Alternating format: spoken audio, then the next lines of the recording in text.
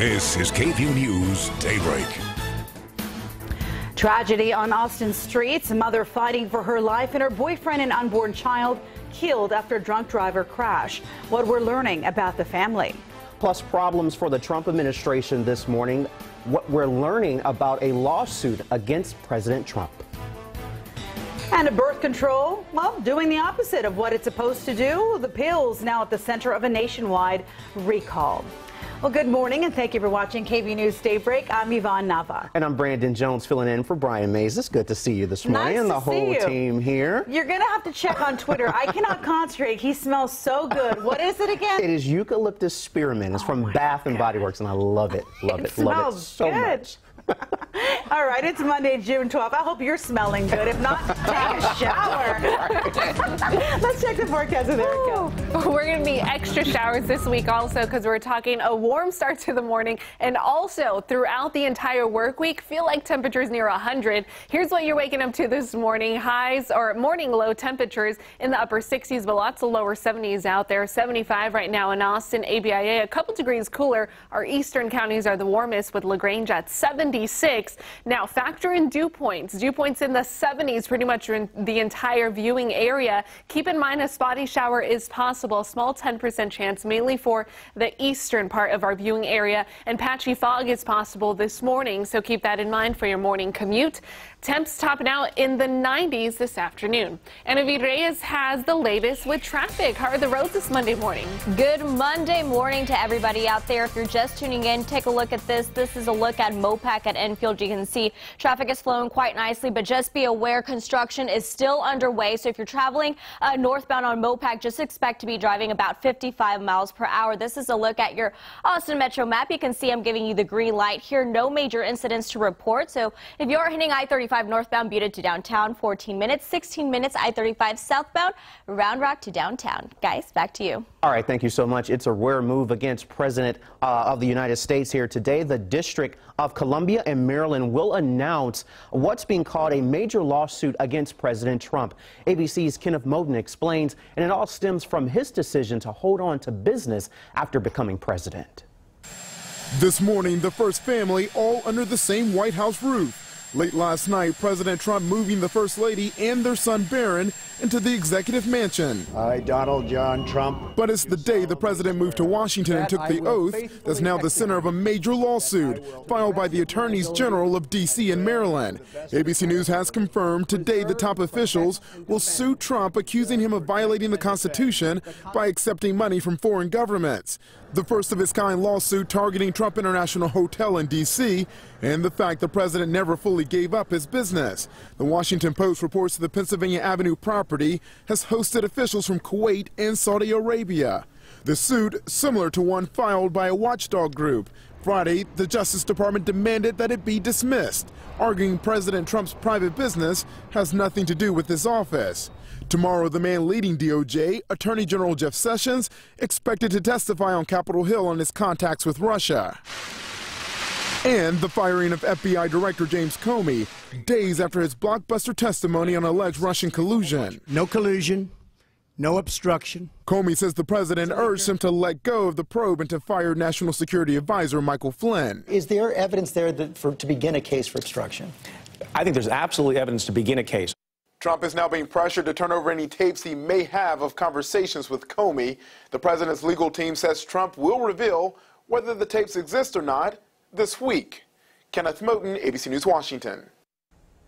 First Lady Melania Trump and her son Barron are officially calling the White House home.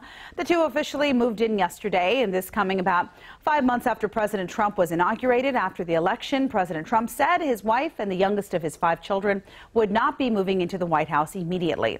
This is so Barron could finish the school year in New York. Melania tweeted this photo yesterday saying, quote, "Looking forward to the memories we'll make in our new home. #moving day." Puerto Rico wants to become a state. Voters in the U.S. territory took to the polls this weekend for a non-binding referendum. With voter turnout just at 23%, 97% of people called for statehood. Experts say it's highly unlikely the Republican-controlled Congress would act to make Puerto Rico a state. The island tends to favor Democrats. Puerto Rico's governor says the vote sends a clear message to Congress and to the world. And today marks 1 year since that deadly shooting at the Pulse nightclub in Orlando, Florida. 49 people were killed in that massacre when a man opened fire. The city of Orlando has a full day of events planned, including a ceremony where all 49 victims' names will be read starting at 2:02 a.m. That's when the first shots were fired. Church bells also are expected to ring throughout the city today. Well, 5:04 is your time, and an Austin mother is fighting for her life this morning after losing her unborn daughter and the love of her life. KVUE's Jay Wallace is at Del Seaton Medical Center. And Jay, do we know her condition? Yeah, well, the mother you mentioned, she was the passenger on a motorcycle in this crash, and she is currently in critical condition at the hospital behind me. And the driver of the motorcycle, he was declared dead on this scene. And the Austin mother in the hospital right now in that crash, she also lost her unborn daughter. And we do know the identity of that Austin mother, 25-year-old Stephanie Soto. This is a picture of Soto with her young son, Mason. Her boyfriend, who was that motorcycle driver, was 28-year-old Paul Diaz. He died in the accident yesterday afternoon. And the crash, it happened on FM 973 near State Highway 130 in East Austin. Mason's going to be reminding her of him, asking where he is. I'm sure it's going to be hard. The driver of the other vehicle in this accident was 38-year-old Cesar Corona Caterio. He has been charged with intoxicated manslaughter and intoxication assault. He's in the Travis County Jail on a $2 million bond. And Soto, she did not have insurance during this crash, so some of her friends has created a GoFundMe page to help her during this time of need. If you would like to learn more about that GoFundMe page or how you can donate, you can visit our website at KVUE.com. Live in Austin, Jay Wallace, KVUE News. Fighting a deadly drug is proving to be a challenge for the Austin Police Department. According to our partners at the Statesman, police are seeing more usage of the deadly narcotic fentanyl. It's a powerful synthetic opioid, more potent than heroin, and it's approved for treating severe pain. It's often prescribed to people with advanced cancer. Police say it's extremely dangerous because it can be inhaled or even absorbed through the skin. Remember last month when a police officer in Ohio brushed that powder off of his uniform? He had to go to the hospital because it all entered his system. Local first responders are also at risk of being exposed to the drug when treating patients who have overdosed. And just weeks after an East Austin mural off 12th and Chacon was whitewashed, another across the street has been tagged with graffiti. The phrases "gentrifiers out of East Austin" and "take back our town" were painted over a music mural on Saturday. And while some who live in the neighborhood say the message may be valid, they wish it was made somewhere else. Well, controversy over a comedy and gentrification this morning. Yesterday, Austin police were called to a protest outside of the Blue Cat Cafe in East Austin. People were upset about the filming of a Comedy Central pilot, saying it promotes gentrification. The Blue Cat Cafe has been here for almost 2 years, and in that time, the owners say she has dealt with constant harassment, vandalism, and death threats, and even a dead cat that was thrown on her property. The owner says when she set up shop, they were just trying to do something positive. The Cat Cafe has had a hand in over 300 animal adoptions. We work here because we like it, we enjoy the cats. So having this cloud hang over our heads, it's very uncomfortable and it's scary.